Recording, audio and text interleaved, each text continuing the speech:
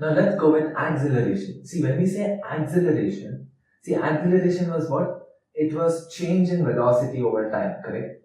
So the same thing applies here also. So when we say acceleration A, okay, acceleration A, now here it has to be delta V by delta T. Delta V is what? Change in the velocity by change in the time. Same logic as we applied for velocity, same thing is applicable here also. So for a very small change in velocity, which is happening over a very small period of time. So we'll get this as delta V by delta T. Okay. Now we take the limit as delta T tends to 0. Remember limit. So the same curve keeps on going. So we get this as dV by dt. Okay. So acceleration is rate of change of velocity. That's dV by dt. Now, velocity we could split it or resolve into components, right? Vx and Vy. So, here also, you'll get this as, see, dV by dt, correct?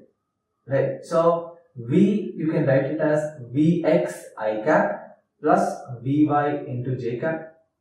Right. So, substitute that. So, we'll get this as, so Vx or dVx into I cap plus dVy into j cap by dt, right? So you get this as dx or basically dvx into I cap by dt plus dvy j cap by dt.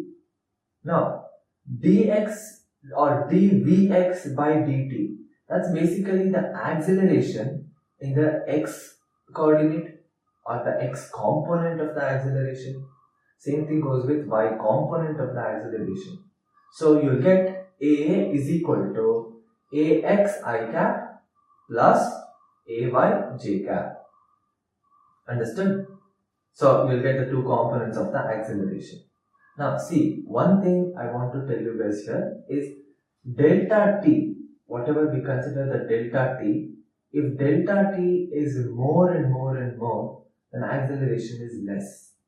Or if the delta t is very less, then acceleration is very high. So we call this as the instantaneous acceleration. Okay, at that particular instant, what is the acceleration? Fair enough? So same way as velocity, we also derive the acceleration.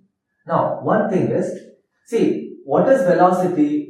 Dx or dr by dt, right? And what is acceleration? It's dv by dt. Now, v you can write it as dr by dt, correct?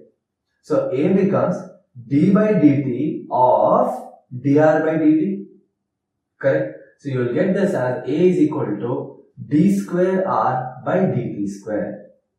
Okay, that's d square r by dt square. So, this is acceleration in terms of displacement. Okay, and acceleration in terms of velocity becomes dv by dt. Understood, right? Okay, so go through these videos again just to know what is velocity and what is acceleration.